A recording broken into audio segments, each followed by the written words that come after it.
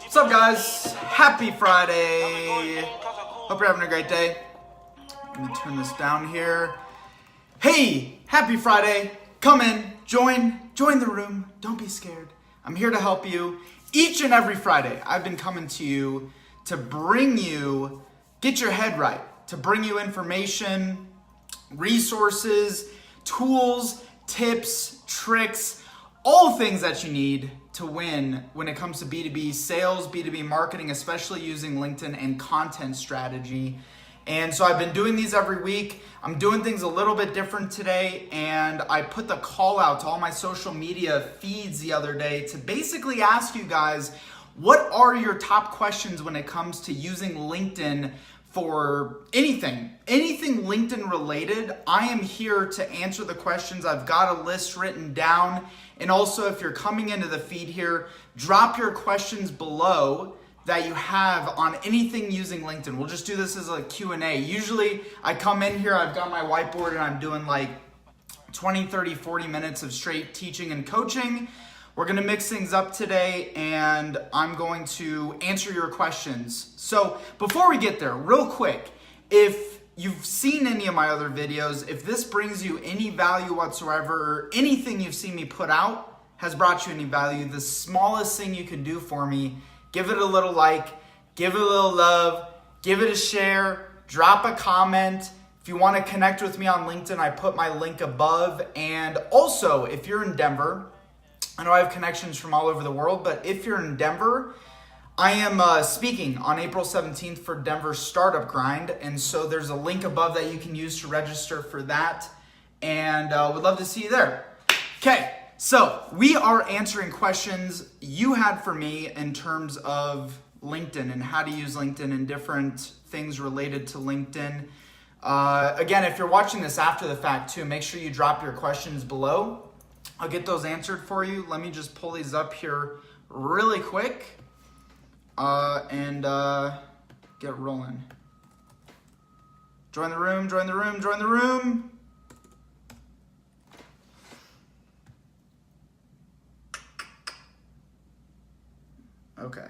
Okay. So this first question was from Glenn.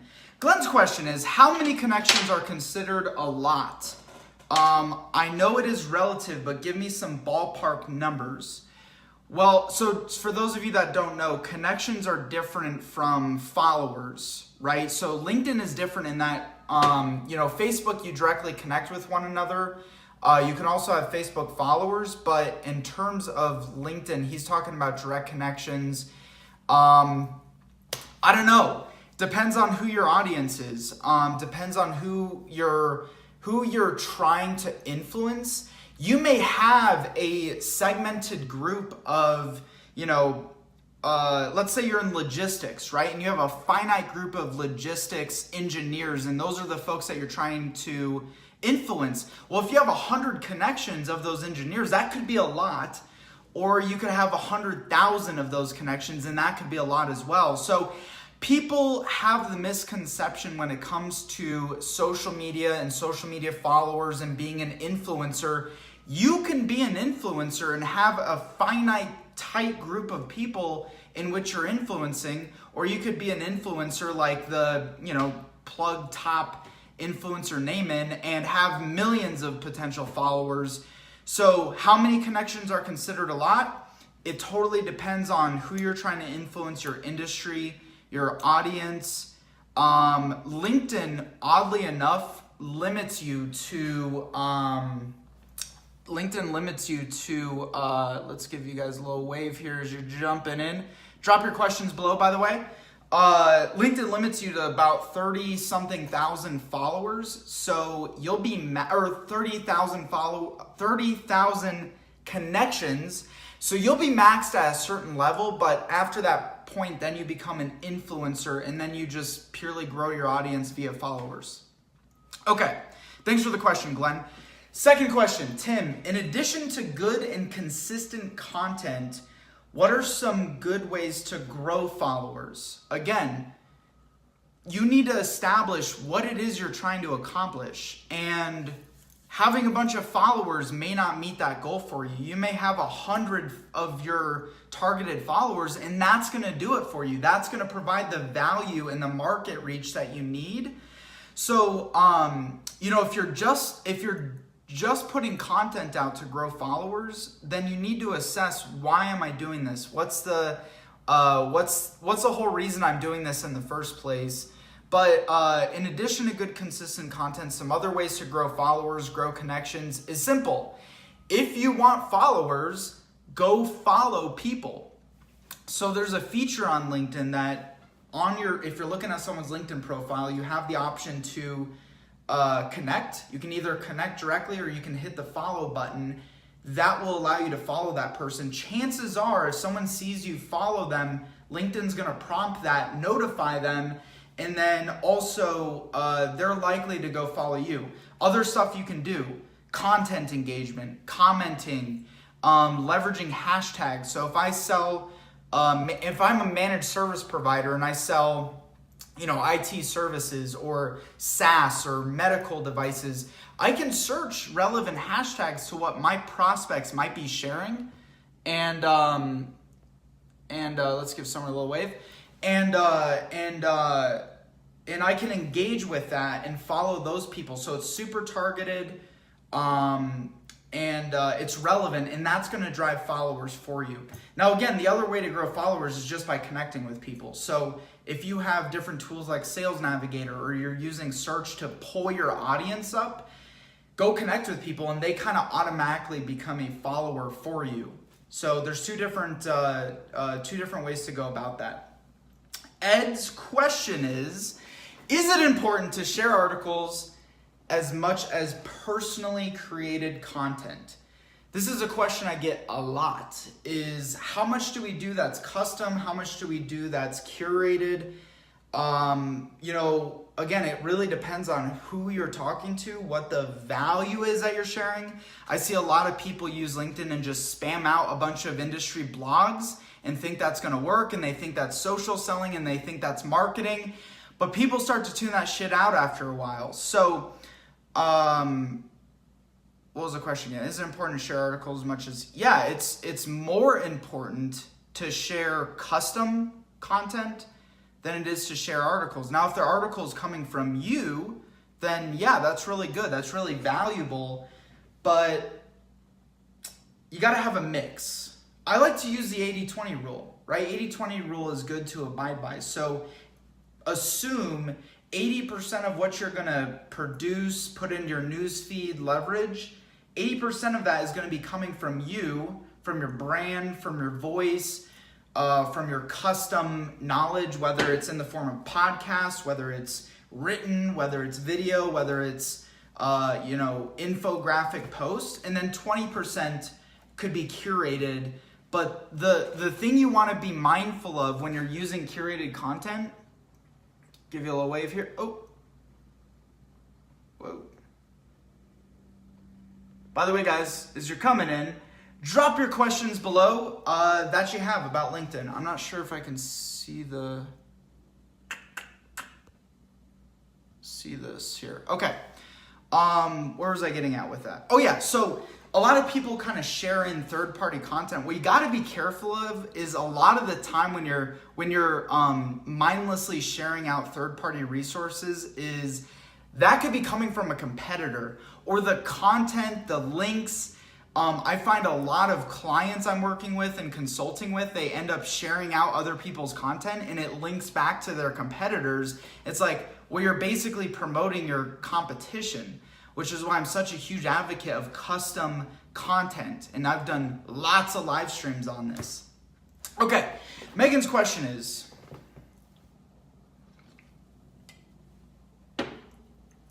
I'll get a little spike here first. Megan, I'm curious how you would be able to help us find better quality candidates for healthcare IT consulting company, for a healthcare IT consulting company.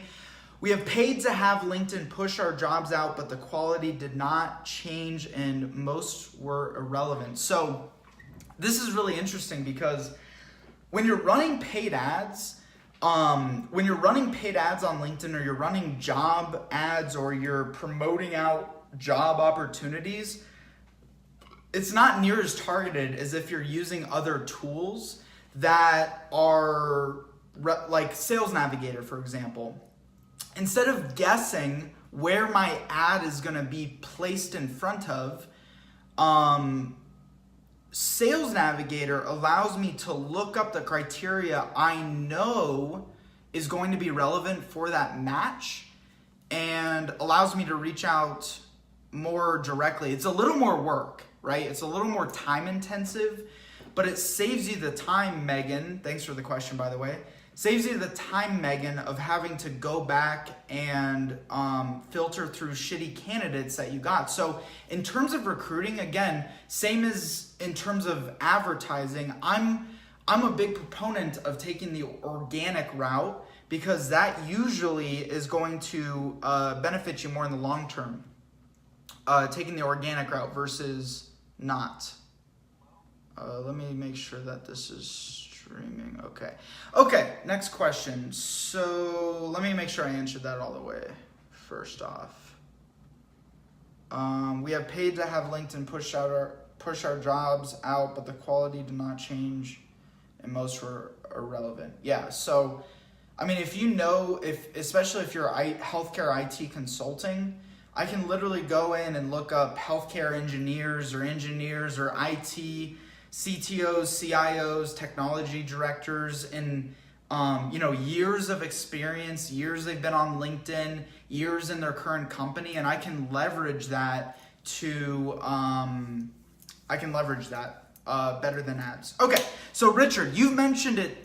It typically takes 20 plus touches before engagement is expected. What is considered engagement, and what kind of conversion rates do you typically get from engagement to sales? So I think what we're talking about is touches from a cold prospect to a closed deal. And yeah, I mean, people are busy now more than ever. There's so many distractions. Technology is a distraction, and so it takes much more touches to kind of work somebody from interest to down the funnel to actually close sales opportunity. So engagement, what's considered engagement could be, anything from viewing LinkedIn profiles, which is like really profoundly efficient. It works really, really well. If you view someone's LinkedIn profile, they're notified that I'm looking at their profile, and it's almost like taking an ad or taking a targeted piece of content and getting it in front of that prospect. That's a form of engagement. Liking content, following people, connecting with people, endorsing their profile skills that they've listed out, taking permanent content that's housed on their profile and engaging with that. There's probably 5 or so key ways that you can leverage engagement. In terms of your question is, what kind of conversion rates do you typically get from engagement to sales? That's like I wouldn't know how to answer that. You'd have to assess your industry, who's on LinkedIn in your audience. It's different. And if I just told you what your conversion rate or what your ROI is, I'd be lying to you. Okay, so Summer dropped a question here. Let's talk finding clients versus finding contractors for project-based jobs. Same process, same strategy, same system. Defer back to my 7-step social selling process that I've been, coaching and teaching on for years.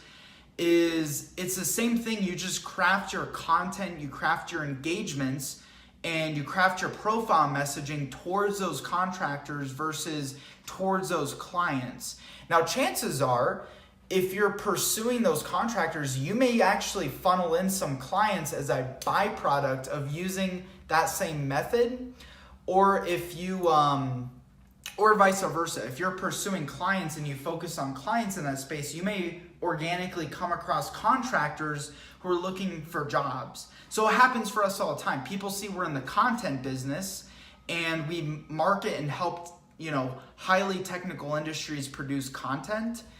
And so writers and contractors organically just reach out to us and say, hey, do you have any work for us?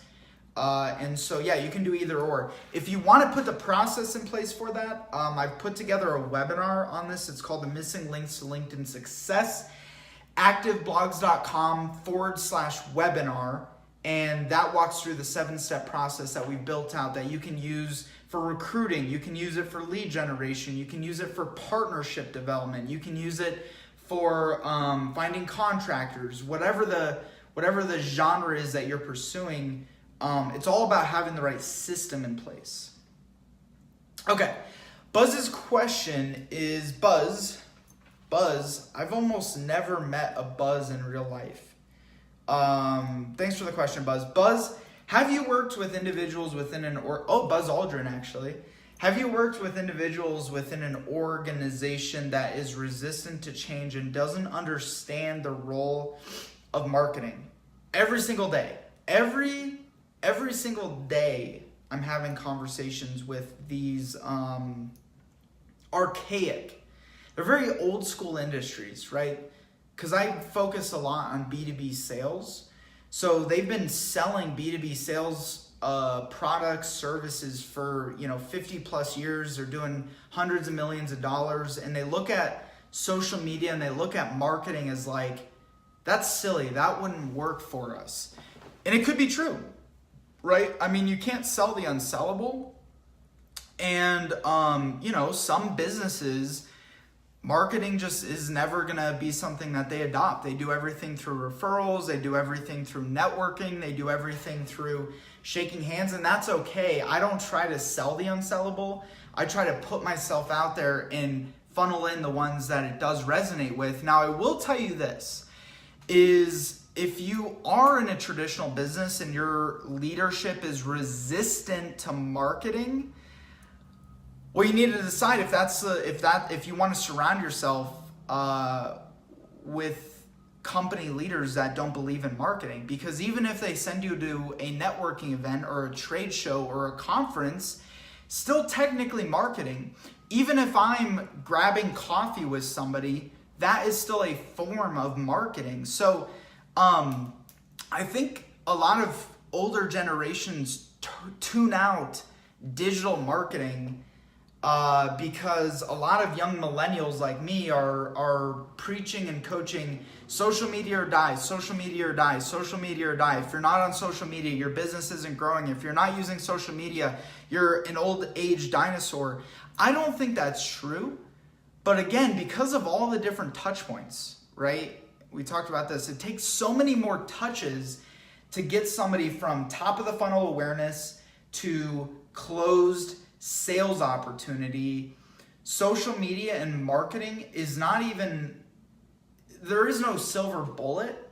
It's really much more, how can we socially surround that prospect, right? How can we use more of those touch points and rack up more of those touch points, whatever the channel is, whether it is SEO, whether it is email marketing, whether it is social media, live streams, whether it is conferences and networking events.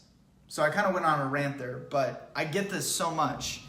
And I talk to a lot of marketing directors too, where the leadership is resistant to marketing. You got to find the balance there. You got to find the balance between, okay, well, we know, here's the equation of this, is we know that we need to get in front of this many people in order to do a deal. So how many people are we getting in front of on a monthly basis, on a daily basis, on a quarterly basis, right now with what we're currently doing? How many people are we getting in front of? How many people, based on this channel and the audience that we know is connected on that channel, what's going to happen if we can get in front of this many more people? And it doesn't matter if it's social or all the other things that I talked about. So that's kind of the equation. That's kind of how you solve that is, look at what we're doing now, look at what the possibility is, what are the bottom line implications just simply by getting in front of that many more people on a regular basis. Okay, Rebecca wants to know, what are your thoughts on paid ads on LinkedIn? It's expensive. It's very, very expensive. And it's not near as targeted as Sales Navigator and organic social selling. So I can pay tens of thousands of dollars to every month to try to run a consistent paid ad campaign on LinkedIn, or I can pay $79 a month, $80 a month using Sales Navigator, and I can reach much more people. It's much more targeted. And the other thing that you miss out on with paid ads that you get through organic LinkedIn social selling is consistency. Once I'm connected with somebody, I have the ability to market to them over and over and over and over again. It's an evergreen. I have the lifetime value, whereas if I'm running ads or pay-per-click or SEO, sometimes it's dependent on that. Hey, Jerry. Sometimes it's dependent on that one impression, and it's dependent on timing being right for that one person to convert. So not to say paid ads are bad, but they're not near to the point where Facebook ads are. They're really expensive. They're not as targeted. I've had a lot of clients come to me that are really frustrated who have tried to use paid ads over the years. It's a challenging way to go about marketing on LinkedIn. Now, if you can do all of the above and you have the budget, you have the manpower, you have the resources to do paid ads, do organic, do all the other things that you're doing, well, chances are you're going to drive more opportunity and drive more sales.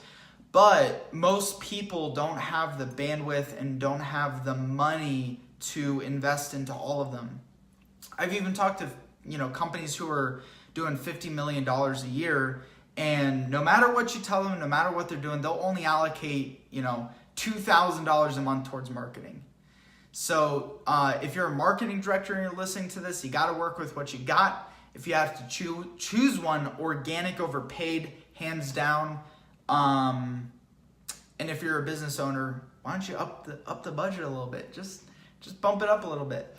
No, I'm just kidding. Okay, Zachary, can you sell products from LinkedIn? Yes, absolutely. Matter of fact, if you're in, I know a lot of people on Facebook that I see on Facebook and putting content out, they're in like multi-level marketing and they're selling health and beauty products or jewelry, or they've developed out their own, invention or product. LinkedIn is a perfect space for this, because Facebook, you're kind of reaching more consumers, and LinkedIn, I can target those key decision makers that have mass distribution in the Walmarts and the Amazons and the who else? What's another retailer? What's another Target? Anything. I mean, I can reach retail distributors, the procurement department, the purchasing manager, purchasing directors. Those are, if you're selling products and services and you're just using Facebook or Instagram or Twitter, or you're just selling e-commerce on your website, LinkedIn is where the high dollar, the high volume, the high volume deals come in. That's where the money is on LinkedIn. What time is it? Let's see here. Okay, so we're about the 30 mark or so. If you're watching this after the fact, drop any other questions below. I'll do another kind of Q&A.